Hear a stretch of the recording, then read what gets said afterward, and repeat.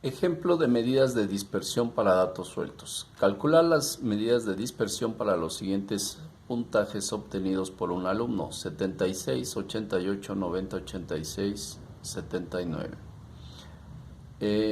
Como vamos a calcular las medidas de dispersión, las más comunes, las más utilizadas, vamos a calcular el rango, varianza, desviación estándar y coeficiente de variación. Para ello ya sabemos de antemano que tenemos que calcular la media, y la media nos va a servir la media entonces para calcular estas medidas, y la media pues es la sumatoria de todos y cada uno de los datos. Ponemos en una lista sumatoria de todos y cada uno de los datos dividido entre el mismo número de ellos, entre el tamaño de nuestra muestra. La sumatoria de los datos son 419, entre el número de ellos pues son 5, igual a 83.8 puntos. Estamos hablando de puntos. Y entonces ya tenemos la media, que bueno, esta media es una medida de tendencia central, no de dispersión, pero nos sirve para calcular las medidas de dispersión. Empezaríamos por el rango, y el rango ahora sí es una medida de dispersión, y el rango es el dato mayor menos el dato menor.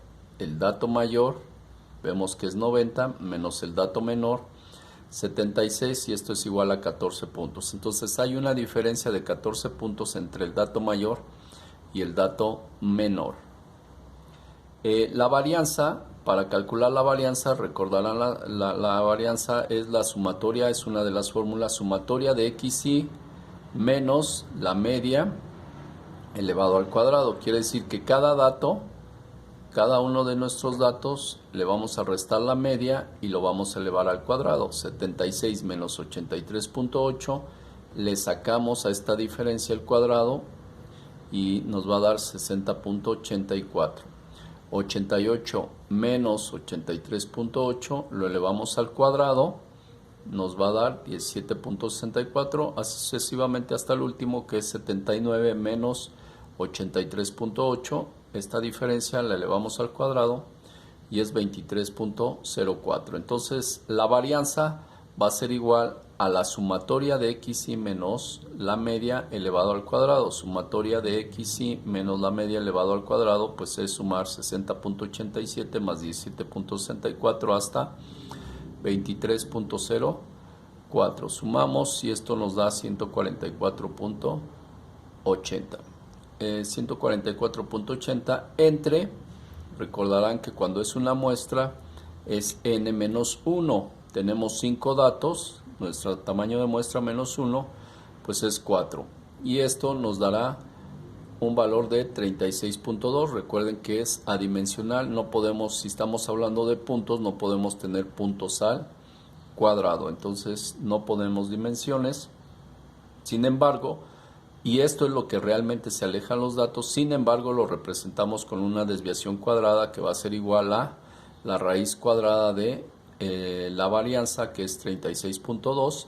Entonces ahora sí decimos que estos datos o estos puntos se alejan en 6.01 unidades.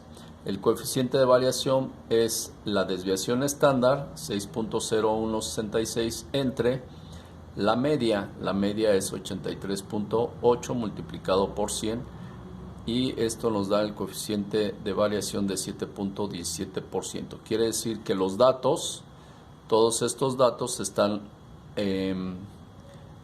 dispersos con respecto a una media aritmética, un 7.17%. Si son datos de una población, entonces debemos de denotar con mu la media poblacional, si son datos de una población, y esta sabemos que también va a ser igual a la sumatoria de cada uno de los datos dividido entre el total de ellos, que es la población. Ya se calculó que la sumatoria de xy son 419 entre el número de datos pues tomados como una población, son 5 datos, la media es 83.8, viene siendo similar a la muestral. No quiere decir que siempre sea, porque la muestral, recuerden que es un subconjunto de la población. Para el rango pues tenemos también que es el dato mayor menos el dato menor. El dato mayor sabemos que es 90 menos el dato menor 76. Y entonces este recorrido o rango pues es de 14 puntos, nos quiere decir la distancia que hay del dato mayor al dato menor, hay una diferencia de 14 puntos. La varianza poblacional la vamos a denotar con un sigma al cuadrado. Este sigma al cuadrado también en sus fórmulas anteriores dice que va a ser igual a la sumatoria de xi menos, ahora es mu, pero pues mu viene siendo la misma, que es 83.8, y esto elevamos al cuadrado. Entonces la sumatoria de xi menos mu al cuadrado pues básicamente nos va a dar estos mismos resultados. Xi menos mu al cuadrado también nos da 144.8. Ahora aquí se divide entre n mayúscula, que es el tamaño de nuestra población, y el tamaño de nuestra población son 5. Y esto es igual a 28.96. Como es varianza, no ponemos unidades. Sin embargo, ya en la desviación estándar poblacional, que es el sigma, igual a la raíz cuadrada de nuestra varianza de 28.96, y esto es igual a 5.3814 puntos. Quiere decir entonces que estos datos se están desviando 5.38 puntos con respecto a un valor medio o promedio aritmético. Y el coeficiente de variación tenemos que es la desviación estándar, el sigma, entre nuestra media, que es 83.8 multiplicado por 100, y es 6.42%. Entonces los datos se nos están alejando con respecto a la media, a esta media, en un 6.42%. Si vemos si hay una diferencia en el coeficiente de variación cuando tomamos estos datos como una muestra o como una población, de igual manera en la desviación estándar vemos que sí hay una diferencia, y obviamente en la varianza hay esta diferencia. En la media, que es una medida de tendencia central, no la hay para este caso, pero sabemos que para las muestras, o la muestra es un subconjunto de la población.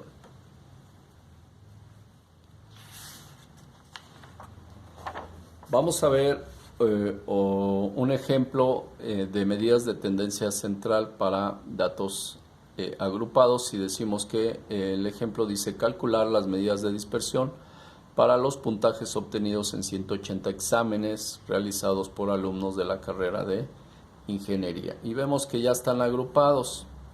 Vemos también que ya están el producto de nuestra marca de clase por la frecuencia absoluta. Tenemos la marca de clase, la frecuencia absoluta, tenemos una columna más de la marca de clase menos nuestra media muestral por la frecuencia absoluta. Estas columnas pues obviamente nos hacen falta, o nos van a hacer falta en nuestro cálculo de las medidas de dispersión. Tenemos como primer medida de dispersión el rango, que es el dato mayor menos el dato menor. La diferencia o recorrido que hay es de 34 puntos. Hay una diferencia desde el dato mayor al dato mayor de 34 puntos.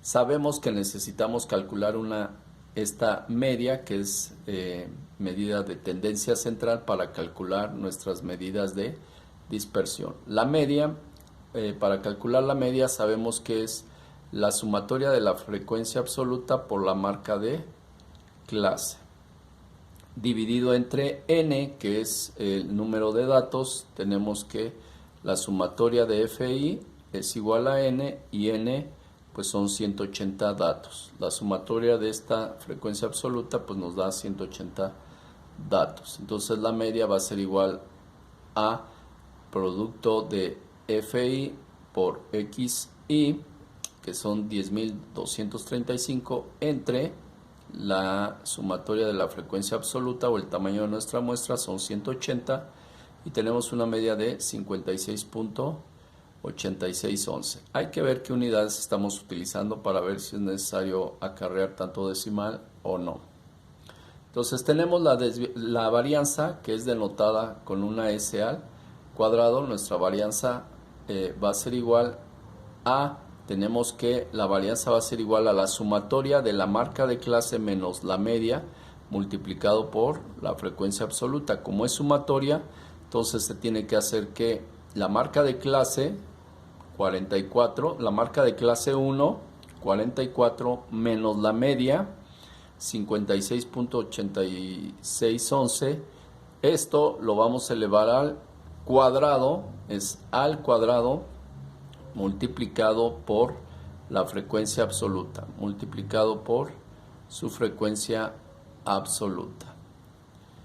Y esto va a ser igual, entonces, todos y cada uno de ellos, así va a ser hasta el último, que es marca de clase 74 menos la media, que es 56.86, 11 elevado al cuadrado por su frecuencia absoluta.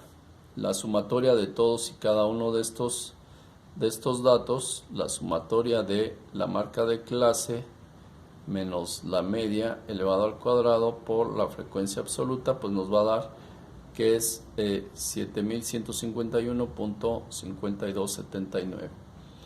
Esto dividido entre n menos 1. N es la sumatoria de la frecuencia absoluta, es igual a n. Tenemos 180 menos 1, 179 serían, entonces 7151.5278 entre 179 nos da 39.9525. Nuevamente vemos que no le ponemos dimensiones.